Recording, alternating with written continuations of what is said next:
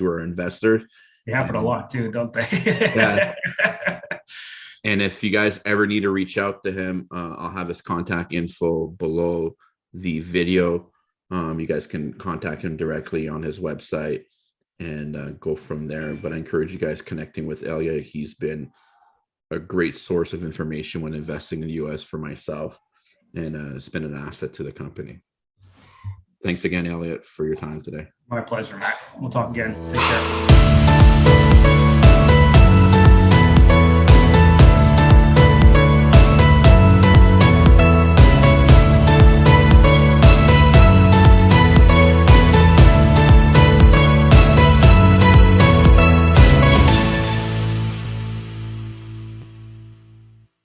Hi, everyone. We've got Elliott Milek from CanUS Tax Services. He specializes in cross-border taxes. He's also part of Mada Partners and Mada Capital. And today we're just going to go over a few things that a lot of people ask us when investing in U.S. real estate.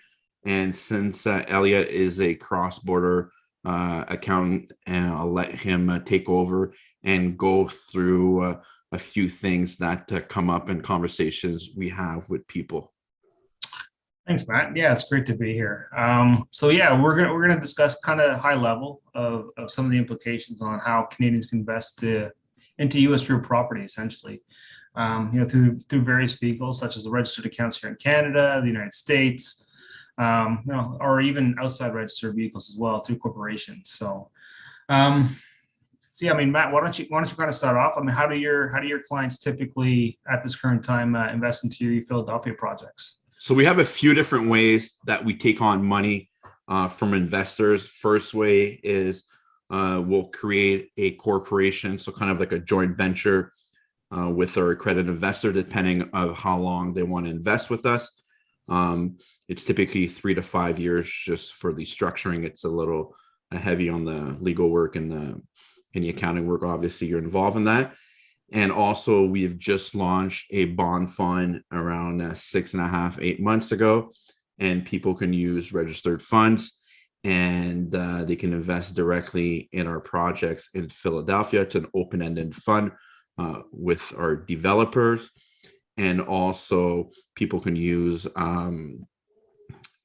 cash also to just invest in the fund if they want. So it can be personal or even business capital that just sit in the bank account, and they're just looking to beat the inflation or beat the markets. So how are they typically structured? Are your investors primarily debt investors where they're just receiving a loan, or do you have some type of equity component as well on some of these projects? Or it all depends. There's a few different structures. That's almost a different subject itself. Okay. We do have a debt component to the fund. There's also an equity portion also available on the Mada Partners joint venture. Very good. So you do have various options for different investors, and what are your primary clientele? Are they primarily Canadians, or do you seek outside in Canada? Or yeah, the majority of our clients are all from Canada, from basically Montreal all the way down to the East Coast, West Coast. So we typically, the beauty of having a fund, we can use accredited and non-accredited investors, but typically the people that we work with are accredited investors, but we've also ended up working with a few unaccredited investors, just with the type of products and the relationships we've had. Absolutely. So how you structure these are going to be differentiating based on the individual, essentially, right? So I mean, individuals can invest directly into your projects. If they're just receiving a debt or an interest, obviously that interest is taxable on the Canadian side on their individual tax return. Because it's coming from the United States, there may be a withholding component that the IRS imposes. So typically is about a 15% tax withholding on the interest, but there are ways to offset that income or offset that tax by filing the necessary W-8 forms, with you. Certainly, a lot of people have holding companies in Canada as well. So if they're receiving interest on that investment, there is a withholding obligation from the U.S. Companies, but that Canadian company can offset that withholding obligation. So typically, again, the equity component is going to be a little bit more complex depending on your situation. So, for the most part, if you are receiving, rental income, if you're holding those projects off for long term, if you're flipping them, obviously it's going to be considered or either ordinary income or capital gains, depending on the individual or the specific project, essentially. So that Canadian investor, whether individually or corporately, they will have to file a U.S. Tax return, basically to report that income, right? So if they have a Canadian company that has an investment into the U.S. project, that Canadian company is going to have to file a U.S. tax return to report the flip income, essentially, from that project, as well as the interest that's being received. So so these are some of the issues that you may encounter. Obviously there are some easier options for you, whether it's through your RSP or TFSA, which kind of alleviates some of the tax compliance with setting up corporations and stuff like that. So why don't you kind of maybe outline how your Canadian investors can invest through your RSPs and registered accounts and TFSAs like that? Like, do you have a secondary company that you use, or? So we basically use Olympia Trust based out of Calgary to facilitate the transaction. So our fund, our private equity fund, that's our bond fund, is registered and recognized by them. So essentially somebody would have to have an RSP account open with them, or they can just open one, super simple to do, and then transfer it would have to open an account with Olympia Trust and transfer their funds to Olympia Trust. That process takes a bit of time with the banks, but once that's set up, it's a simple process. Again, just even through your phone, you can do it. It's just time consuming because the banks don't like guys like us that invest in private equity, so they take forever to move money around. But at the end of the day, it's a simple system and process to use, but you got to realize that it takes time just because the banks like to take their time on moving money around. Yeah, don't they all? So is there a minimum and maximum kind of requirement or investment requirement that you guys have, or? We're gonna not answer that question. We'll cut that one out. We can't. I can't put that publicly. Oh, really? Oh. Yeah. We can't talk about like rates of return and stuff like that. Because yeah, Greg made sure that he's like, don't talk about stuff like that. Really? Okay. Well, that's good to know. See, these are things I need to know ahead of time. It's all good. Whatever. You know how many times I've done it with what's his name there? What's his name? Fuck. Glenn. We're doing a podcast. Like, oh yeah, I'm paying this much money, and I'm like, when I'm done, you got to cut that off. I'm like, we can't really talk about that. Yeah. Okay, that's good to know. Okay, so where were you? We talked about the RSP. So starting from here. Okay.